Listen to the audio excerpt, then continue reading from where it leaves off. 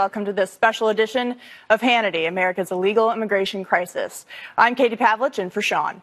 Tonight, for the hour, we'll focus on this growing problem that our country's leaders have failed to address for decades. President Trump is trying to fix these repeated failures by pushing for a border wall and stricter immigration laws, while liberals are openly defying his administration and the federal government. California, of course, is leading the way by fully embracing its sanctuary state status. But cracks are starting to show with some California counties and municipalities pushing back against the state's lawlessness. We're going to cover all of that later tonight. But first, we start with President Trump slamming Mexico for not doing enough to prevent caravans of asylum-seeking migrants from heading toward America's southern border. Ed Henry has the latest from the White House. Ed? Katie, good to see you. The big picture here is that President Trump is trying to fire up his political base, which propelled him to victory in 2016, in large part because of the fact that he focused so hard on illegal immigration. It's another issue that could come up, obviously, in the midterms and fire up conservative voters at a time when Republicans have an uphill battle. And so Democrats tonight are scoffing about all of the president's tweets about this caravan. But in fact, that caravan is giving the president a lot of grist. It's about 1,100 people fleeing Central America. They were organized by the pro-migrant rights group People Without Borders. The name alone shows this nonprofit and their agenda is dramatically opposed to this administration. Most started out in Honduras, then left the southern tip of Mexico on about March 25th, traveling over 1,000 miles by foot, bus, cargo train, whatever they could get. They first want asylum in Mexico, but at least some of them want to come to the United States. That drew the president's ire on Easter Sunday as he walked into church with the First Lady, amid a report in BuzzFeed that Mexican immigration officers are simply monitoring this caravan from afar because of its large size, rather than figuring out who has valid passports and who doesn't. Mexico has got to help us at the border. If they're not going to help us at the border, it's a very sad thing between two countries. Mexico has got to help us at the border. And a lot of people are coming in because they want to take advantage of DACA. And we're going to have to really see. They had a great chance. The Democrats blew it. They had a great chance. But we'll have to take a look. But Mexico has got to help us at the border. They flow right through Mexico. They send them into the United States. Can't happen that way anymore. Now, PolitiFact noted that it's misleading to conflate the caravan with DACA because only people who have lived in the U.S. since June of 2007 were eligible for DACA, though we have seen illegal immigrants find ways to get all kinds of other benefits in California and other states, which is why the president sent this series of tweets, including a demand that Senate Republicans kill the 60-vote filibuster barrier on legislation so he can get the wall and other key priorities with just 51 votes, a simple majority. Then tonight, the president sent these tweets, one saying, as ridiculous as it sounds, the laws of our country do not easily allow us to send those crossing our southern border back where they came from. A whole big wasted procedure must take place. Mexico and Canada have tough immigration laws, whereas ours are an Obama joke, he tweeted. Act, Congress. He then added Honduras, Mexico, and many other countries that the U.S. is very generous to, sends many of their people to our country through our weak immigration policies. Caravans are heading here, he said, must pass tough laws and build a wall. Democrats allow open borders. Now, Democrat Dianne Feinstein did not take kindly to a lot of this today, saying that it's not fair for the president to be blaming Democrats for no DACA deal. In fact, the president saying today that DACA is dead. Feinstein insists she could support funding for the wall, but the president walked away saying, quote, President Trump is absolutely wrong on DACA. He unilaterally rescinded DACA for no reason and has rejected every other single bipartisan proposal that would protect dreamers from deportation. It's simply false to say that Democrats walked away from the table. Now, we should note the president also threatened again in the last 24 hours to kill NAFTA, that controversial trade deal, unless Mexico gets serious about the border. Katie? Thank you, Ed. Lots to unpack there. Joining us now with more reaction from the Center for Immigration Studies, Mark Krikorian, and Fox News national security strategist Sebastian Gorka. Mark, I want to start with you first. What is this caravan, and who are these people coming to our country? They're a group of 1,000 or so illegal immigrants, mostly from Honduras, who have been organized by a U.S.-based group, San Diego-based organization that basically is an anti-borders group. So what we're seeing here is a kind of test or a challenge of the administration's willingness to enforce the law.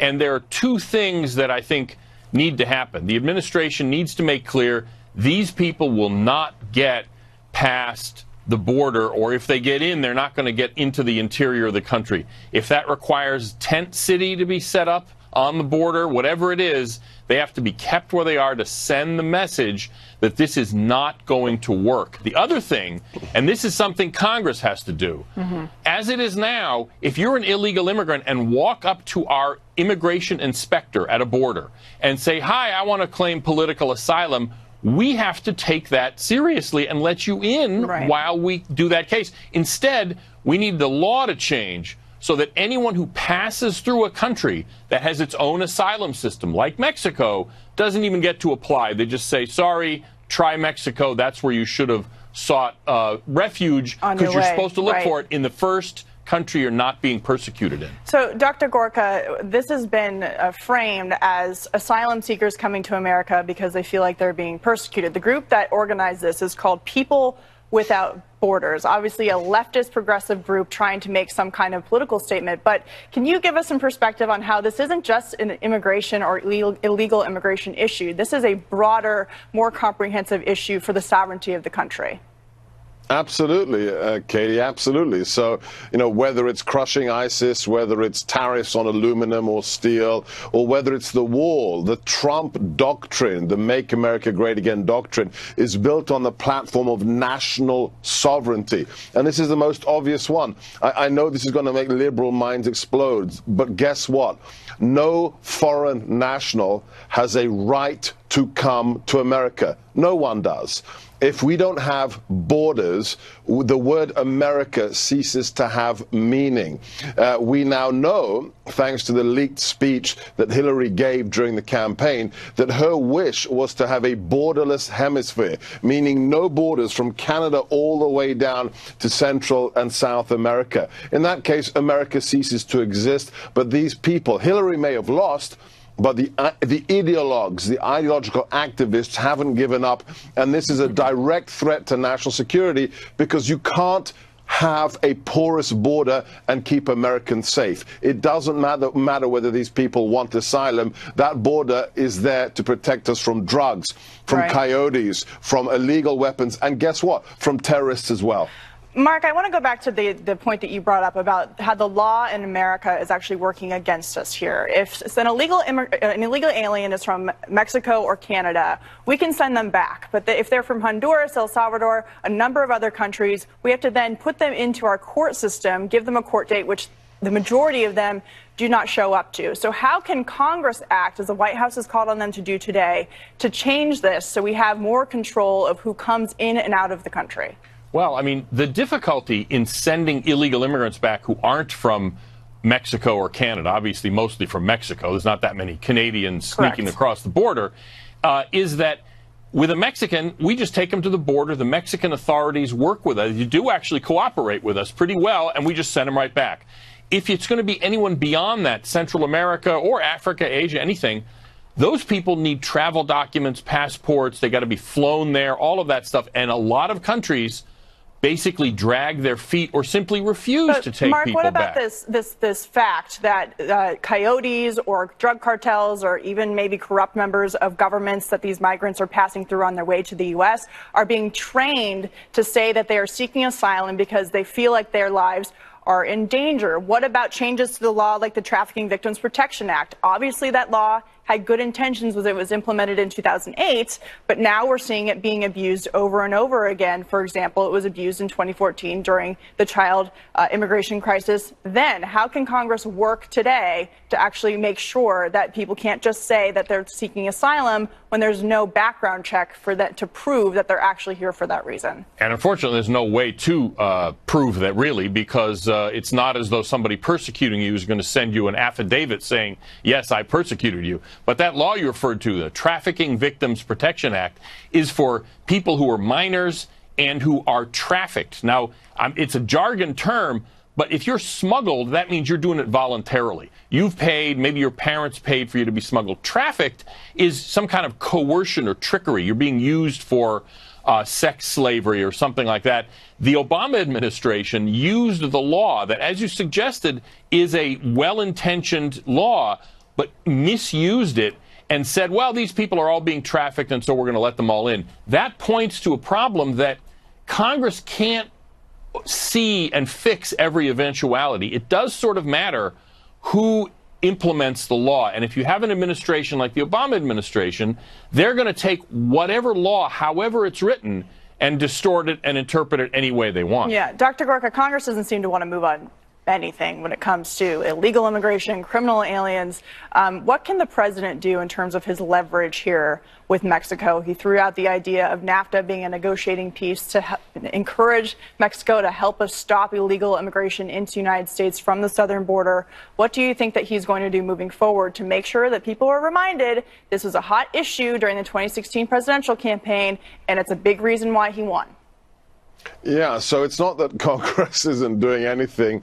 Half of them are actually making it easier to undermine our national sovereignty. Let's just look at the recent hubbub on the census. The Democrats were screaming blue murder because we want to know if you're here as a citizen or not. And then they shouted, but that's going to lead to voter suppression. What does that mean, Katie? Whose votes are we going to suppress if we ask you're a citizen or not? Only one group of people. Illegal aliens. So, half of Congress wants to see these waves. The Democrats are losing the white vote in America, the middle class, the working class vote. They think the Hispanic vote is the future. So they're actively undermining the president and our national sovereignty. The president could do a lot of things with his executive orders. We've got to stop the catch and release. We've already seen more than a 70% decrease in illegal migration across the southern border. So, allowing our Customs and Border Patrol to do their job helps a lot, but it's not enough. But Mark, isn't this also a test for the Trump administration in terms of how they react here? Because they know this group of 1,000+ people is coming. I think the way that they react is probably going to be watched by a number of other people who are maybe planning on pulling one of these political stunts as well.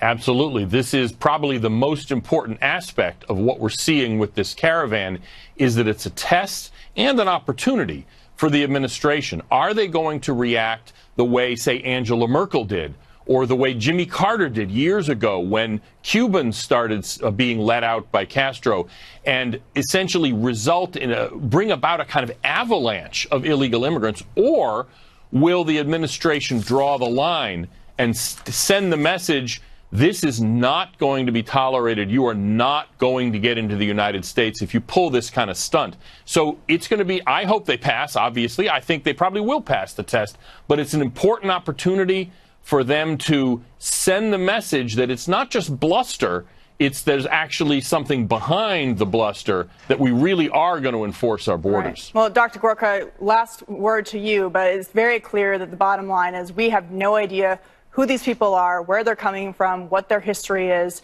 and there are big questions about the protection of Americans here at home when thousands of people are just walking over the border. Yeah, Katie, look, very simple. The United States is a house. It has a front door. You lock your door when you go to sleep at night. We have a right to control who comes into our house. That's what the president is doing. And I have a word for all these nations that are complicit in undermining our national sovereignty. Donald J. Trump is not a president you want to test. All right. Well, Dr. Gorka, Krikorian, thank you so much. Thank you, Katie. Coming up, if you thought California's dangerous actions on illegal immigration couldn't get worse, think again. We'll tell you what Governor Jerry Brown just did that has President Trump fired up as this special edition of Hannity continues.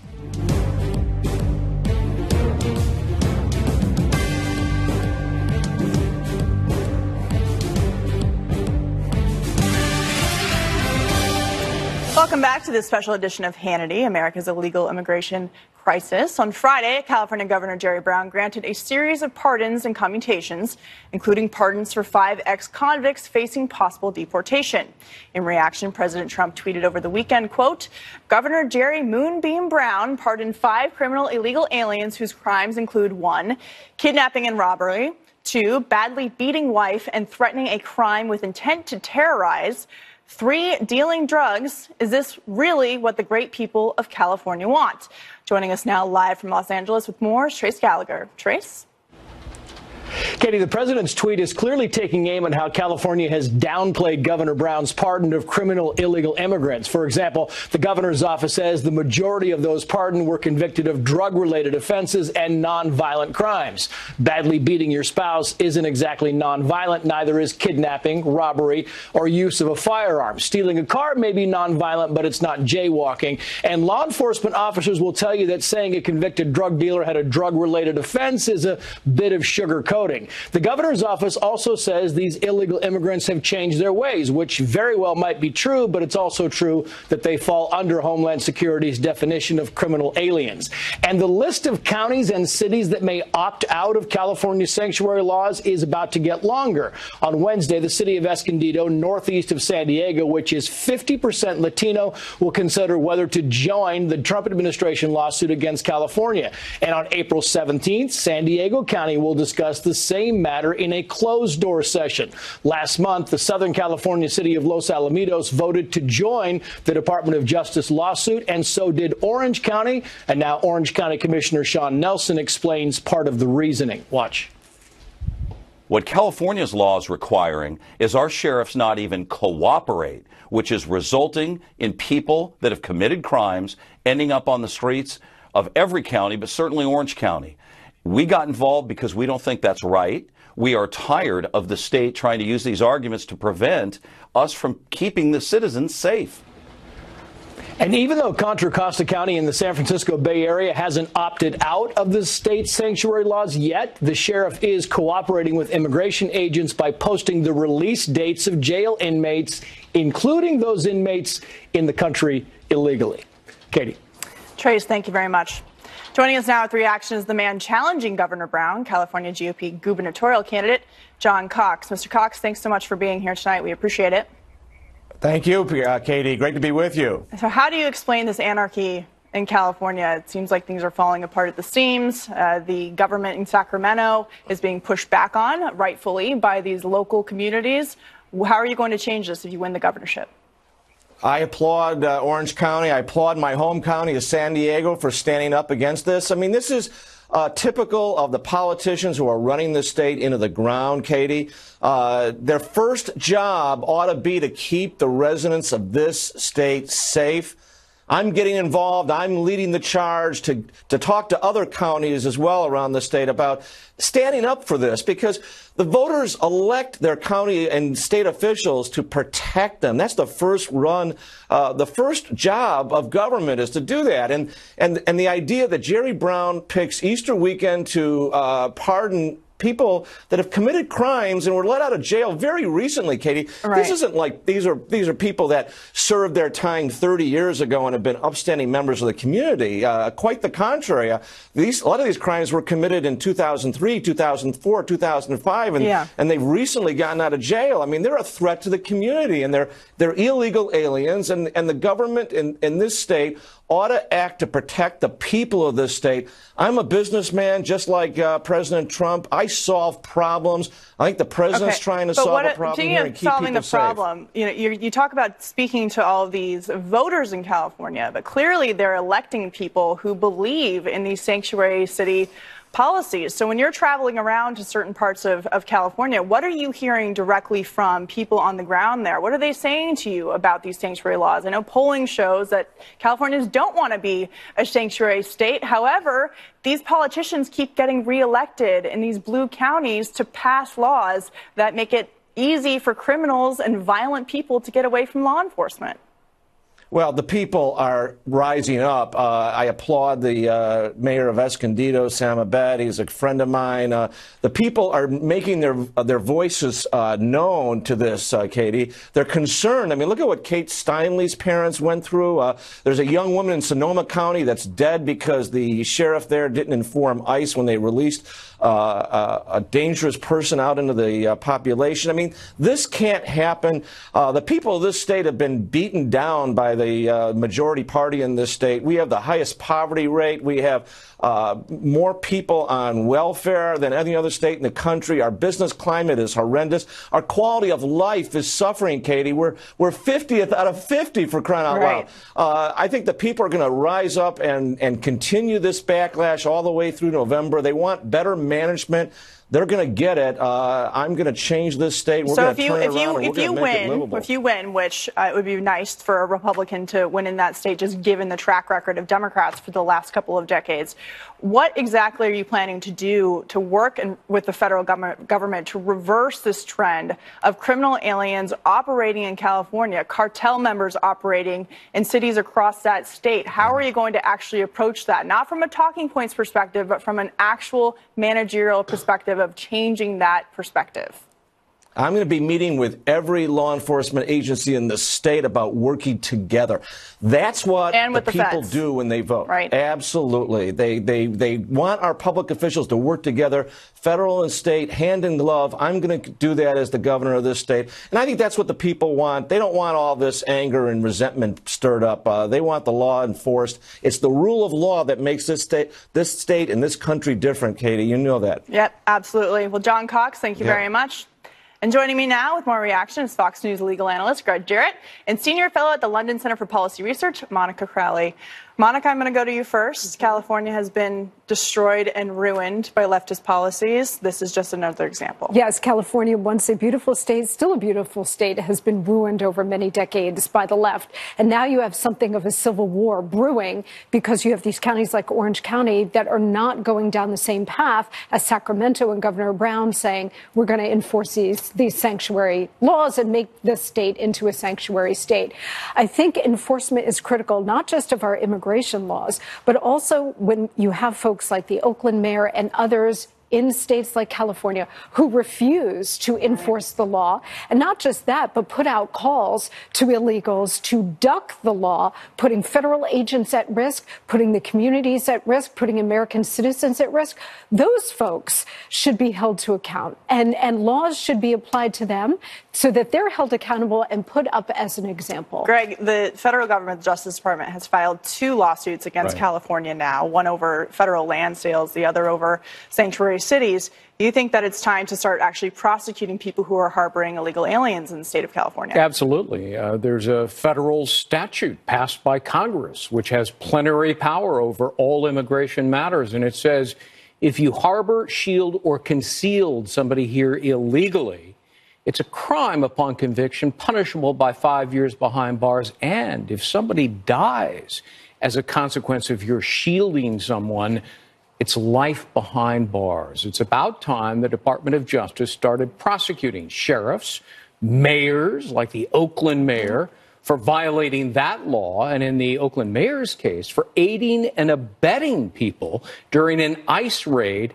and obstructing justice. Well, Monica, the biggest problem with illegal immigration in this country is that there's been no accountability to the law. That is the reason we are in this situation in the first place, because the law has not been enforced for 30 years. That's right, by both sides. Right. So both parties should be held accountable for the situation we're in right now. The Republicans wanted cheap labor, right? And the Democrats wanted to flood the zone being the country, but particular states like California flood the zone for electoral purposes so that they could ultimately create a permanent Democrat voting majority. So you had both sides basically colluding with each other for different reasons to get us in this predicament. If I had to isolate the single reason why Donald Trump was elected, and he was elected for many reasons, improve the economy and so on.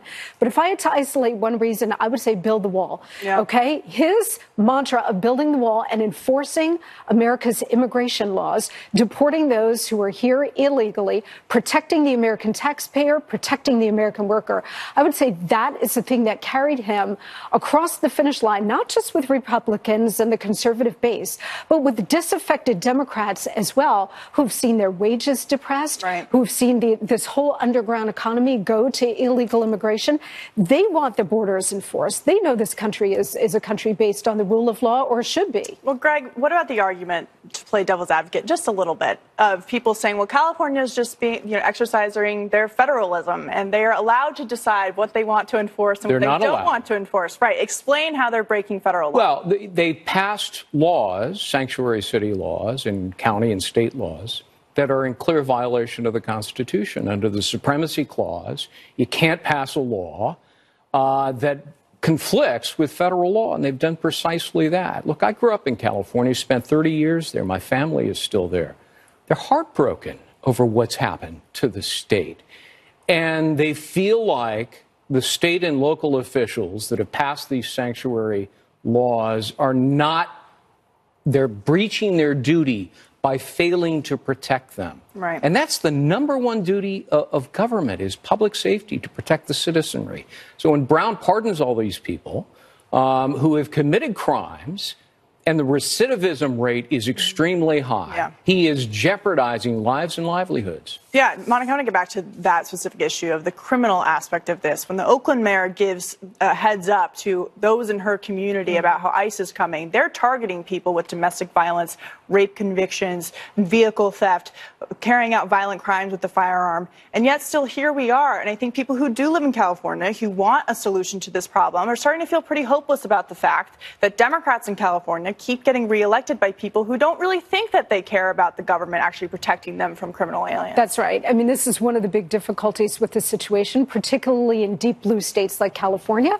where you have a nearly monolithic political situation. So while the people are saying, look, we look to our government basically for one major thing, which is to preserve our safety and security, and our state government, our local governments are not doing that. So, yeah, this is an incredibly serious issue.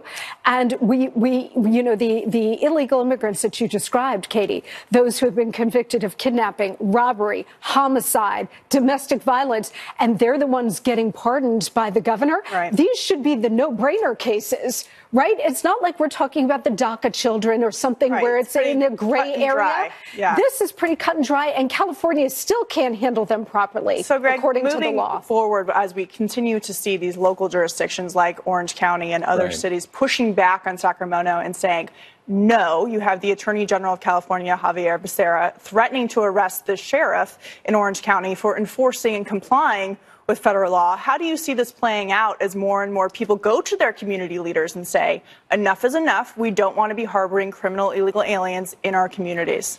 There are two avenues, civil law and criminal law. You've mentioned the criminal law. Let's start prosecuting people. The feds need to prosecute people who are violating the law, officials, sheriffs, police department chiefs. But civil law as well.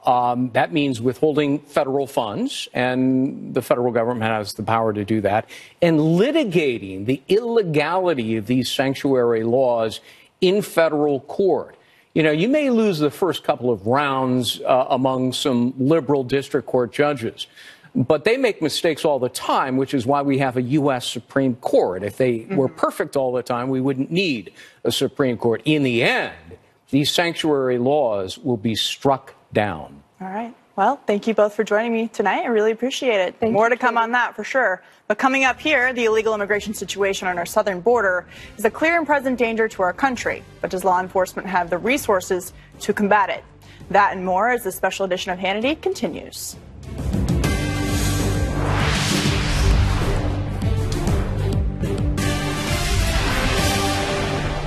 Mexico has got to help us at the border. If they're not going to help us at the border, it's a very sad thing between two countries. Mexico has got to help us at the border. And a lot of people are coming in because they want to take advantage of DACA. But Mexico has got to help us at the border. They flow right through Mexico. They send them into the United States. Can't happen that way anymore. Thank you. Welcome back to this special edition of Hannity, America's illegal immigration crisis. President Trump is publicly calling out Mexico and pushing its government to do its part and help secure the border between our two countries. This comes as migrants from Central America are flowing through Mexico into the United States. Just how bad is the situation on our southern border? Joining us now is the president of the National Border Patrol Council and 20-year Border Patrol veteran, Brandon Judd, and former sheriff from Pinal County, Arizona. Arizona is my home state, Paul Babeu. Thank you, gentlemen, so much for being here tonight. Brandon, I'll start with you. Your reaction to the president calling on Mexico to do more. He did the absolute right thing. When you look at it, Mexico is actually facilitating, the government of Mexico is actually facilitating these individuals to come up to our borders and break U.S. law or the sovereignty of the United States. He should absolutely call on the leaders of the Mexican government to put an end to this. They have very strict immigration laws, yet they're throwing their laws over their shoulder to allow these people to come up and break our laws. That cannot happen.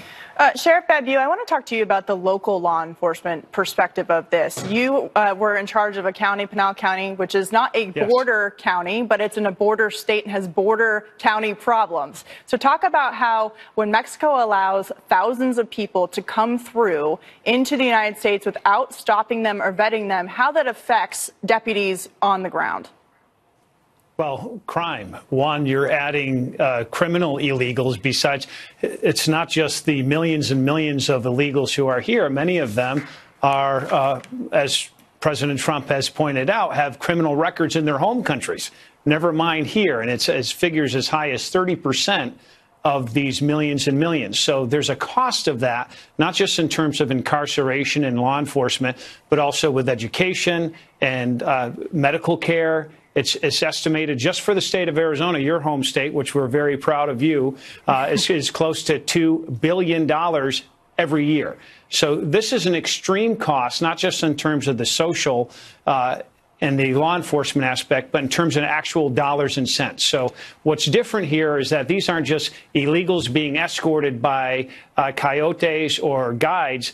This is an actual, almost like, as Brandon pointed out, sanctioned by the government of Mexico, 1,200 potentially marching towards the border. And even though that may sound like a small number, how we deal with this sends a message to Mexico, to Central America, because if we accept them as refugees or asylum seekers, we're going to see tens and tens of thousands replicating this. Yeah, President Trump took a little bit of heat today, Brandon, for saying and arguing that these illegal aliens are coming to the United States to take advantage of DACA. What he should have said is they're coming to take advantage of any kind of amnesty that gets put on the table for people who get their feet on the ground here. We saw this in 2014 with the child immigration, unaccompanied minor crisis, when people just sent their kids up and knew that if they could go there and stay there, they'd get sent to a family member in the United States and would never be sent back. So talk about the fact that when anyone in Washington starts talking about some kind of amnesty, whether it's DACA, the Dreamer program, anything, citizenship, we see an increase of unaccompanied minors, illegal aliens coming across the border, and specifically in the last couple of months, family units making it across, hoping they get to stay. All you have to do is go down and speak with the individuals that are impacted, the ranchers. I was out on a tour of the border with Senator Cornyn, Senator Heller, and a couple other senators a couple months ago, and we were at a ranch estate, and the owners of the estate specifically said every single time we start talking about immigration reform or an amnesty, we see hundreds of people come across our ranch. They find dead bodies on their ranch all the time, and the increase is always when we start talking about an amnesty program. We cannot talk about any sort of amnesty, whether that's DACA or comprehensive immigration reform, unless we secure the border first. Once we secure the border, then we can start talking about things so that we don't put ourselves in this same situation 5-10 years from now. IRCA of 1986 was supposed to fix that problem, and it didn't, because they put the cart before the horse. They legalized everybody, but they didn't put the border security measures in place. We have to put the border security measures in place first. All right, the White House has made it very clear that they want to solve this problem once and for all. They don't want to have to be dealing with it later on. But, Sheriff, I want to talk to you about the human aspect of this, because people who stand up for border security are accused of being inhumane. They're accused of being racist. They're accused of not being empathetic to those who are fleeing violent situations. But what about the journey here? I've always said that open borders are inhumane borders. I'm sure that you've seen some terrible things as a result of people being told by these coyotes, we'll take care of you, we'll take you through the desert, we'll make sure it happens just fine. And it actually turns out to be a horrific experience for these people. It is. They're victimized. Not only it's brutal because of the barren deserts, and they're walking days upon days. Many of them die, hundreds each year, it's estimated, and they're victimized as well. Not only you're spending their life savings giving it to these escorts, these coyotes, they're robbing them, they're raping them. We've had countless cases in my 8 years as sheriff where they've been raped multiple times. These are juveniles. And so, and to your point about us and what some liberals say, we're not compassionate or we're not being true to our proud history as a land of immigrants, completely false. we are the most compassionate, most generous nation still to this day. Nearly 1 million illegal immigrants each and every year that we allow in, far in excess of any other nation. So we're proud of that. But we can't just have open borders and whoever wants to get to the border, you're home free. Yeah. Those were the Obama days, and we're done with those. Yeah, Brandon, Sheriff, we're out of time, unfortunately, but thank you so much for bringing your on-the-ground perspective to the show. We really appreciate it.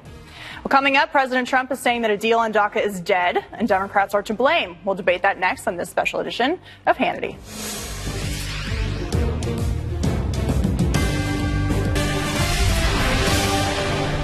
The Democrats have really let them down. They've really let them down. They had this great opportunity. The Democrats have really let them down. It's a shame. And now people are taking advantage of DACA, and that's a shame.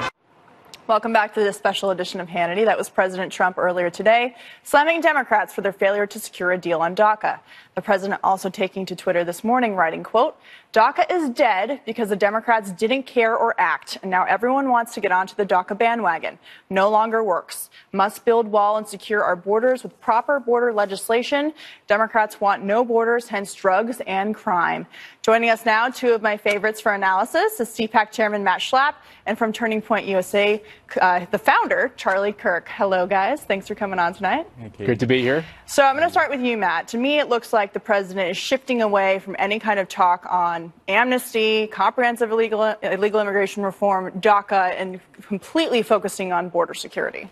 Yeah, I think there's some truth to that, Katie. I think he's also telling the Democrats that he's just not going to dance forever. Eventually, the music ends, and if they decide they want to just play politics over immigration and not get things done, he's got to focus on what he needs to do. Now, look, if his budget strategy gets him about $1.4 billion a year for this wall, it's going to take a long time, decades, longer than his presidency to ever build this wall. So he's also realizing he has to come up with new strategies vis-a-vis funding the wall and dealing with Mexico as we continue to have the DACA 2 and DACA 3 and DACA 4 as more and more people come to the border.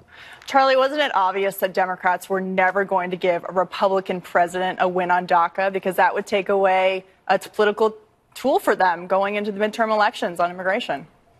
Precisely. The Democrats never wanted a deal on DACA. In fact, they want perpetual illegal immigration so that they can use these people as political tools for both now and in the future. And look, we're going to have presidents in the future that are going to advocate for tax cuts and get conservative judges.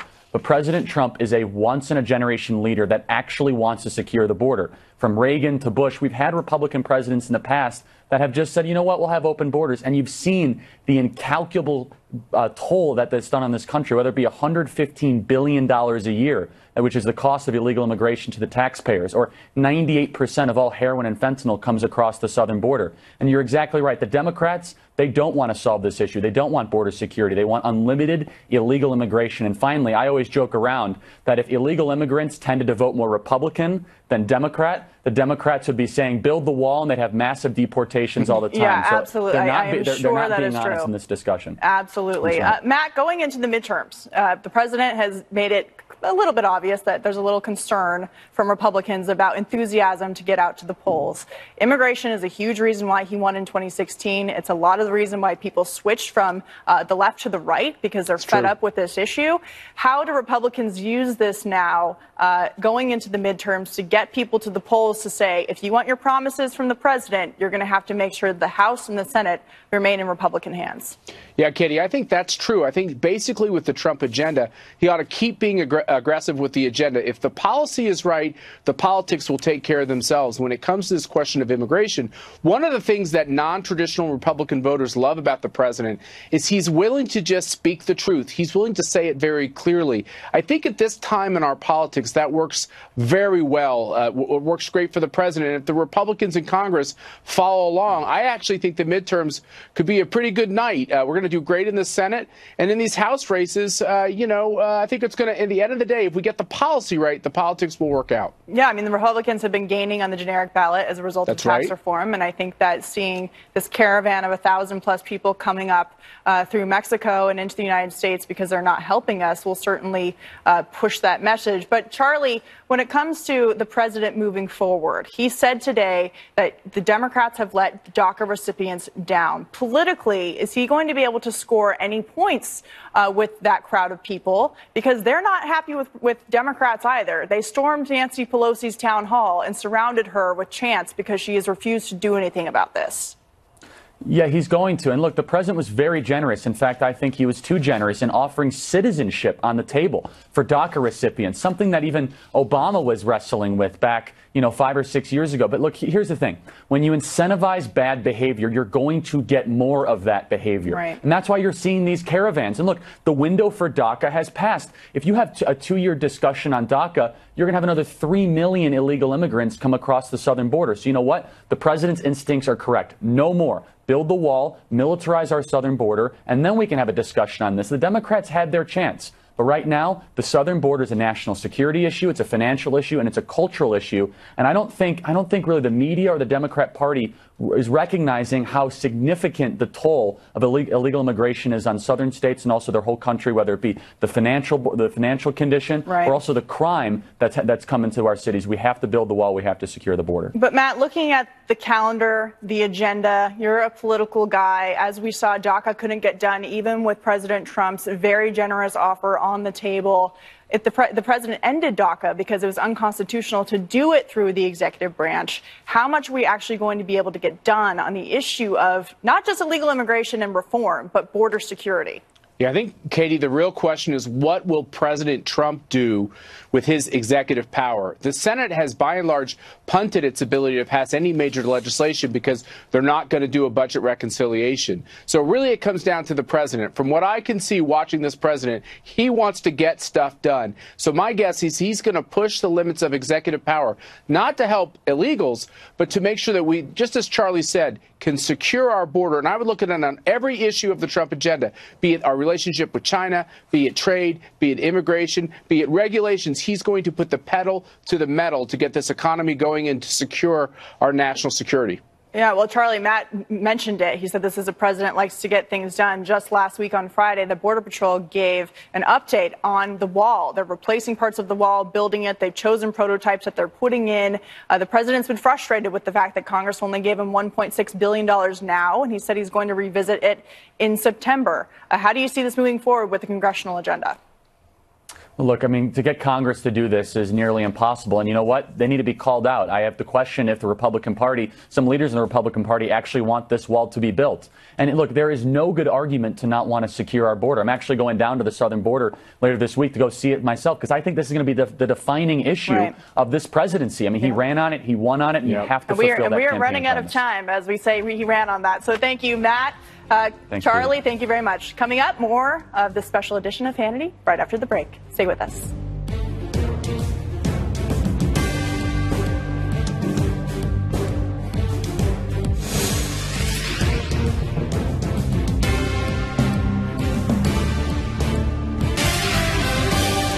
Welcome back to this special edition of Hannity. I loved being able to talk to Border Patrol Agent Brandon Judd and Sheriff Paul Babeu. The on-the-ground perspective is super important. You can find me at townhall.com and on Twitter. Unfortunately, that's all the time we have this evening.